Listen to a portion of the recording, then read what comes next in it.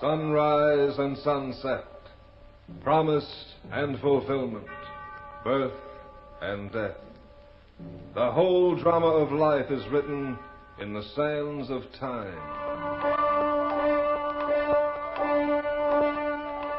We present a new series of radio programs, The Clock.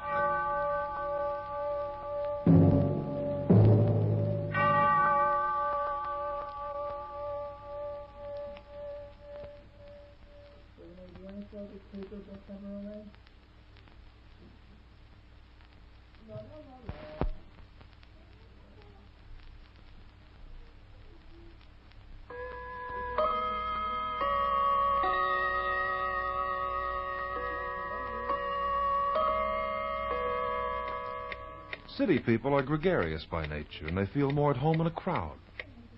Rural folks, on the other hand, usually prefer solitude, and they derive a certain comfort from the lonely acres, the quiet, and the peace. My personal choice? Well, that's not an easy question to answer. Time moves quickly in the city, and the minutes are filled with a certain hubbub and excitement that throbs and pulses like a living thing. While in the country, time has a more leisurely pace, and a man can spend his hours in reflection. No offense to my city friends, of course, but I'd say I was a country bumpkin at heart, particularly now with winter coming on, when the snow begins to fly, the sleigh bells tinkle a merry tune along the backwoods road.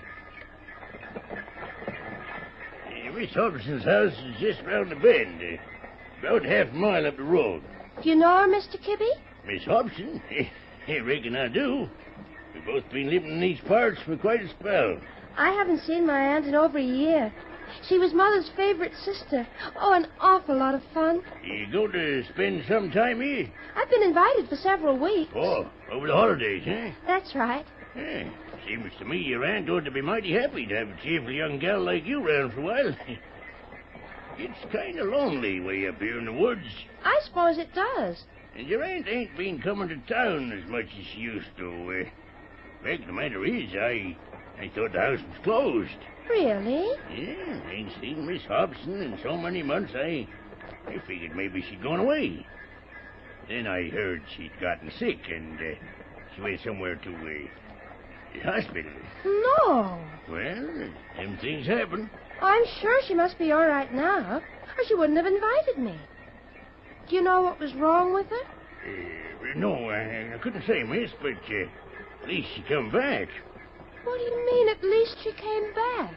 Well, now, I ain't going to spoil your holiday with country gossip. If it has anything to do with Aunt Emmy. Oh, no, nothing like that. I was just thinking of someone else who went away. Never returned. Disappeared like a puff of smoke. Ain't found hide nor hair of him for 2 months. You try to frighten me with a country ghost story, Mr. Gibby? It's a fact, miss. Fella named Collins, Albert Collins, came up through these parts one October evening. Round Halloween. And he ain't been seen since. It would be Halloween. Was he carried away by a witch on a broomstick? You can joke about it, miss. But the folks round about here have the feeling that Collins was murdered. Murdered? Of course, that's just hearsay. When a man disappears without leaving a trace... nice fellow, this Collins. He was a necktie salesman. Necktie salesman? Yeah, carried a fancy line. One of the boys at the general store said that he was probably strangled with one of his own neckties. I don't think that's very funny, Mr. Kirby. Yeah. Sorry. Get up there. Get up there, Gideon. I was hoping it'd snow this way for the holidays. Well, you'd better start hoping it'll stop. Why? There's over 2 foot on the ground already. If she keeps up like this till morning, the Hobson farm will be snowed in. Oh, I won't mind. It'll be fun.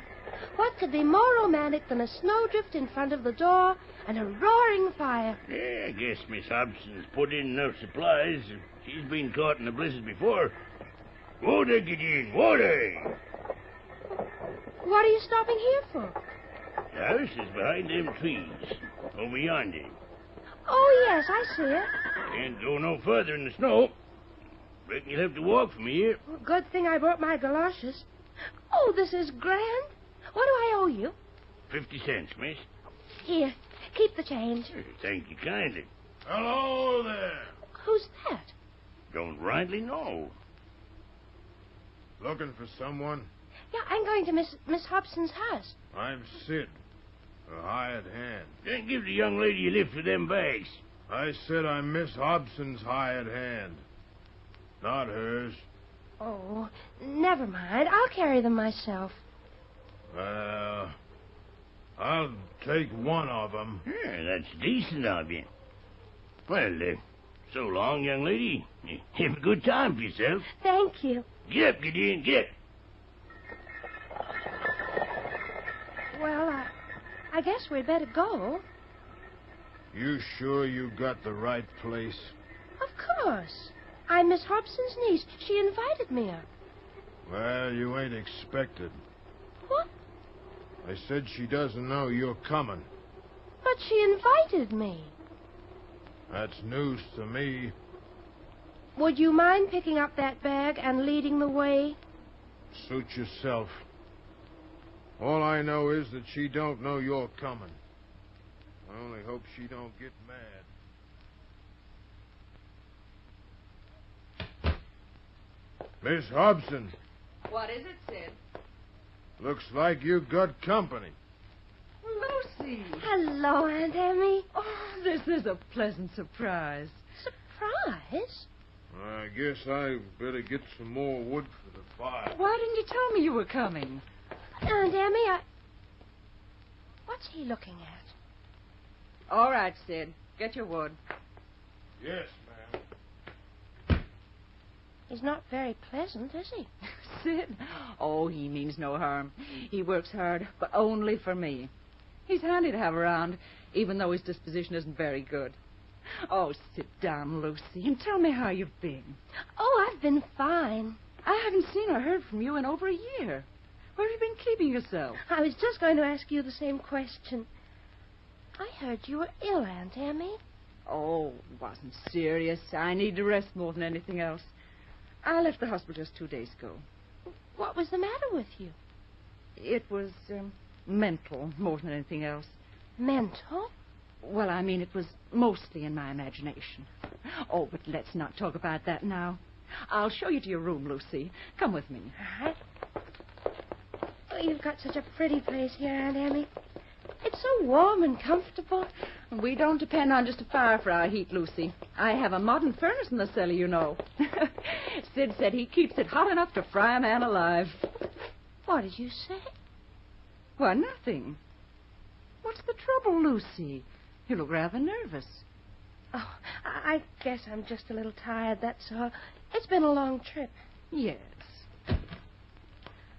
Well, you'll get a good night's rest in here. This guest room's very comfortable. And it's certainly nice to have someone in it again. Hasn't been occupied since I went to hospital. On Halloween. Halloween? Oh, dear, Sid forgot to clear these bureau drawers. Never mind about it, Aunt Emmy. I'll take care. Lucy, what's the matter? This drawer's full of ties. Men's neckties. Oh, they were left here quite by accident. You see, I rent this room out occasionally to tourists and salesmen. My last guest left those in the drawer. What was his name, Aunt Emmy? Collins. Albert Collins.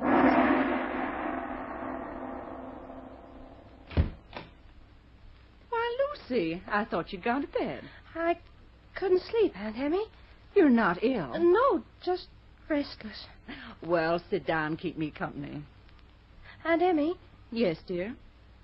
Why did you have to stay at the hospital as long as you did? Oh, they wanted to look me over and ask a lot of questions. What kind of questions?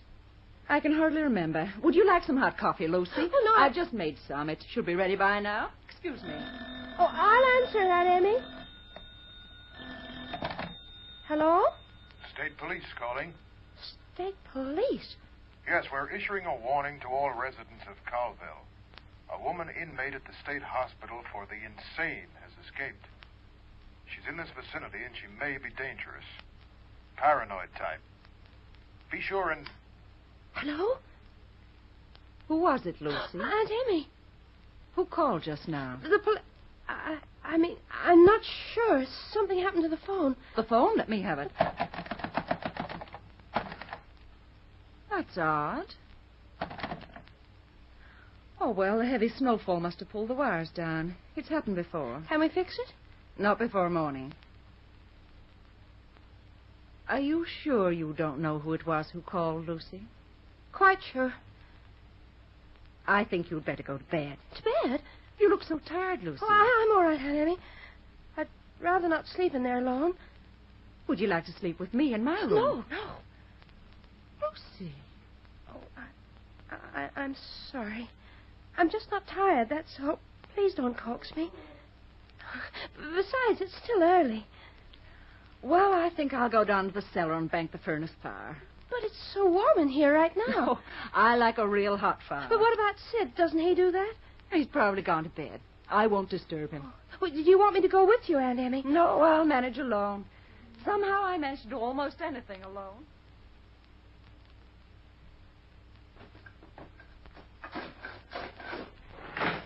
Lucy. I just thought I'd join you, Aunt Emmy. Oh, but it's so drafty down here in the cellar. I don't mind. Lucy, there's something worrying you. No, Aunt Emmy. What is it, my dear? What's frightened you so? Aunt Emmy, please answer me directly. Answer? What for, Lucy? About that hospital. Aunt Emmy, tell me, did you... Lucy, what is it? That axe there in the corner. It's got blood on the blade. Why, so it has. And there's a pool of blood, Aunt Emmy, on the floor.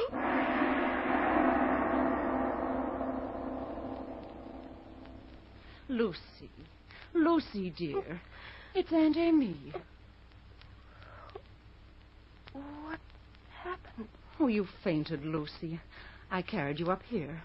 Oh, that blood on the cellar floor. It was only chicken blood. Chicken blood? The roaster we had for dinner. Sid must have killed it downstairs. Where is he, Aunt Emmy? Sid? Yes, I want to talk to him.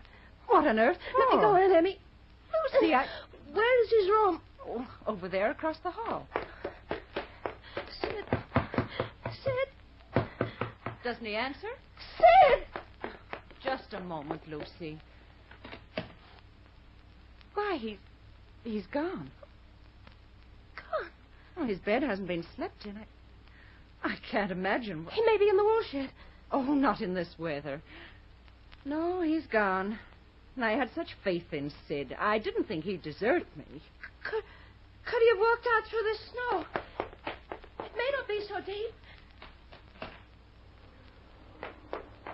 Close that door, Lucy. You'll catch your death of cold. I can't even see the road anymore. You couldn't get through that storm alive in 1,000 years. What's the matter with you, Lucy? Why are you behaving this way?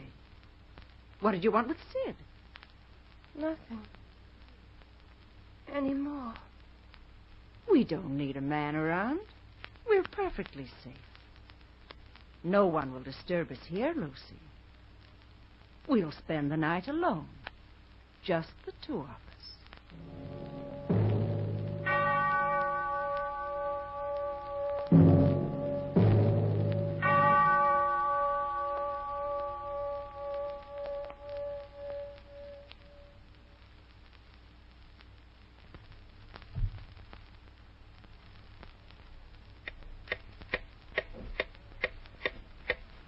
Time, like falling snow, adds up its hours quietly. You can sometimes hear the seconds go by, but the passing of the years is always silent. As silent as a country house marooned in snowdrifts, cut off completely from the world, and sheltering two women who are playing hostesses to terror.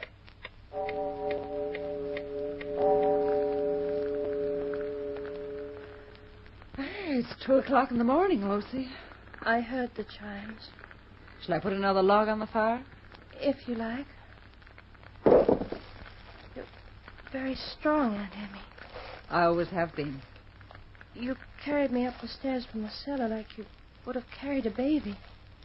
You'll always be a baby, Lucy, to me. I can remember when you were 5 years old. I took care of you while your mother was away. Do you know what was wrong with Mother, Aunt Emmy? Do you? I wasn't supposed to know, but I found out. She went crazy, Lucy. Yes. She and Father. They said it ran in the family. From Father to... How can you talk about it, Aunt Emmy? Isn't it better to face the truth? Sometimes it helps you to understand. Do you remember your mother very well? Yes. We were twins, Lucy. She and I. That's why I was always so fond of you. And I of you, Lucy. I still love you, Aunt Emmy, in spite of... In spite of what? Let's talk about something else. Come over here and sit with me. No, I'll stay where I am. Lucy, what's wrong? I wish you hadn't spoken about Mother, that's all. She was a wonderful woman. But she was a paranoiac. Is that what they called it? She had a persecution mania. She even... Killed a man, yes. Poor Flora. And now? And now? Oh, Aunt Emmy. Aunt Emmy. Oh, Lucy, darling. Don't come near me. Lucy. Why don't you go to bed? Why don't you leave me alone and go to bed? I'm not tired anymore. Oh, Lucy, you worry me. I know you're not yourself. I want to get a doctor for you. Now? Can you get one now? No one can get through these drifts until morning, when the snowplow clears the way. And I wanted snow so badly. Lucy, I have something here that could put you to sleep. Some pills. Will you take them? No, never. But they're harmless. I won't eat or drink anything while I'm in this house. Why, Lucy, the way you talk, one would think I was trying to poison you. I don't want anything, do you hear? Nothing. Just as you say. That coffee you gave me before. Coffee? I drank it all. What was in it, Aunt Emmy?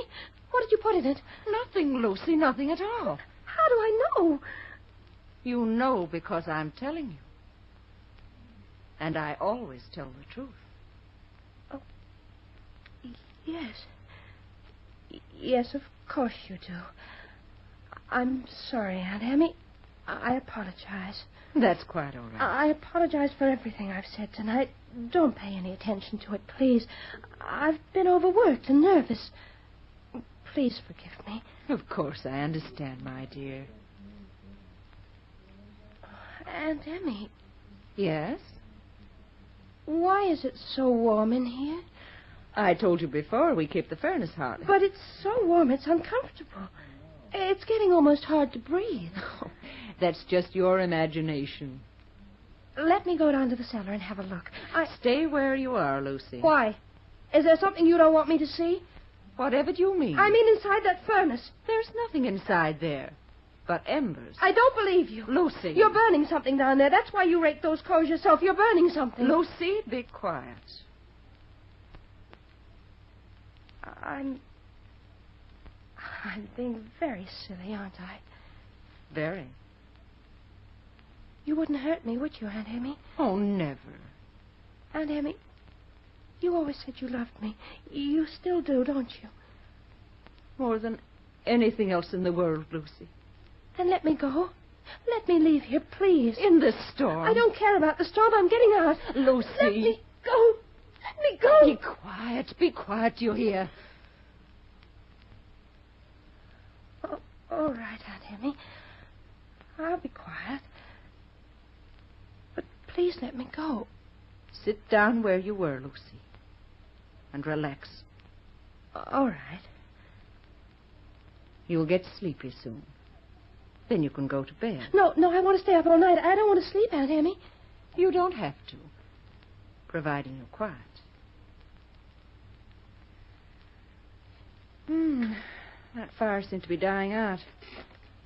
What are you doing with that fire poker? Tending the fire. Why don't you put it back in the rack? No, I'll keep it here. With me. Aunt Emmy! Yes? I've changed my mind. I am beginning to feel very tired. Do you want to go to sleep? Yes.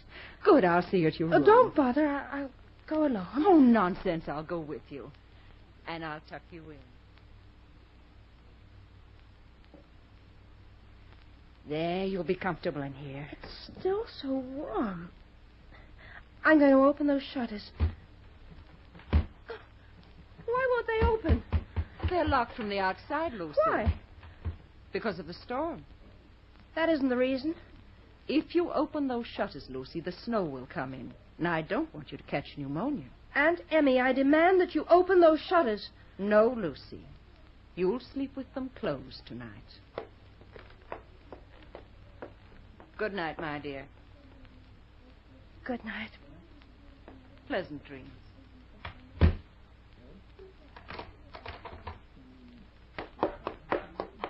Aunt Emmy! Aunt Emmy! She's locked me in! She's locked me in!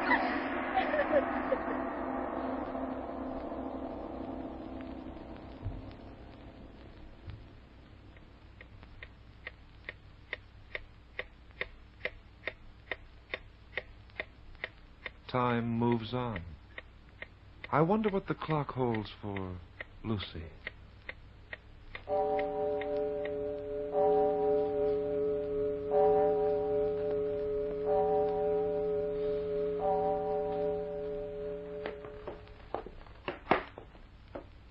Who's there?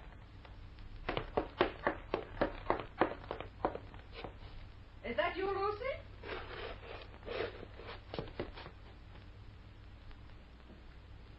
Lucy! Keep away from me.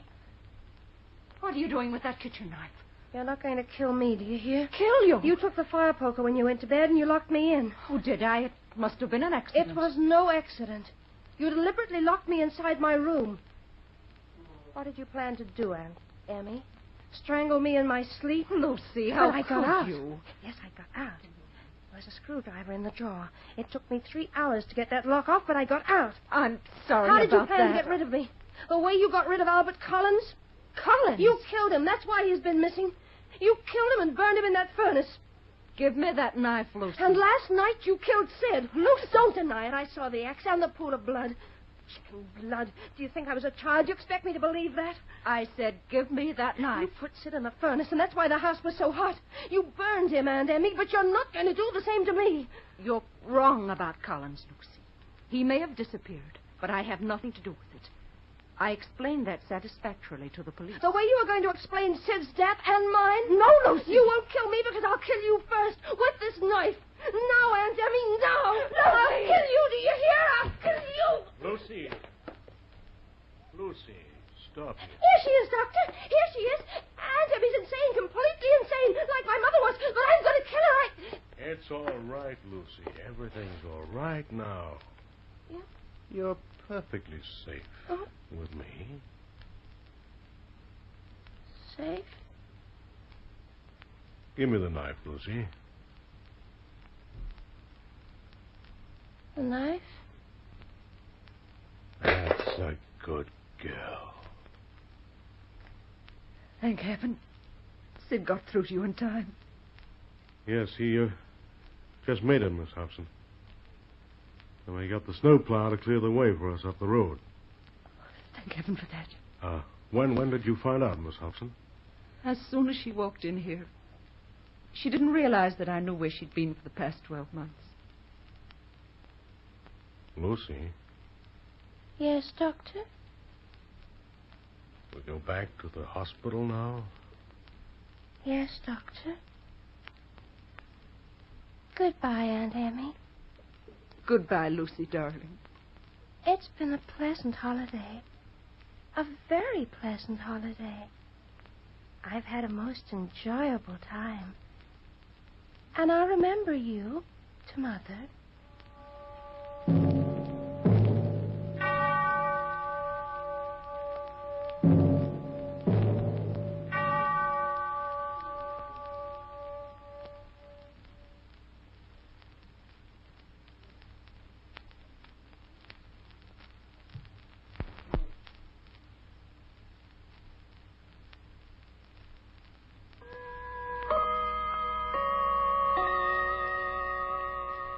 And that was the story of Lucy as recorded by the clock.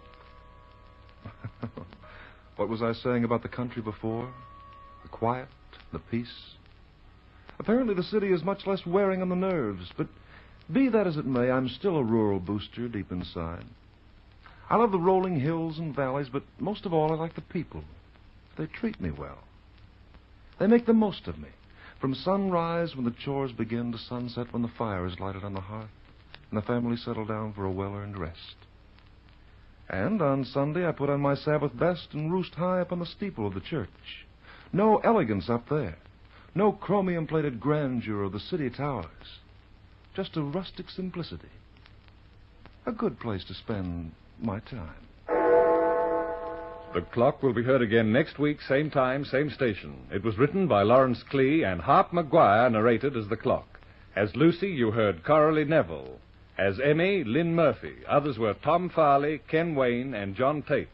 The Clock is directed by John Saul, a Grace Gibson radio production.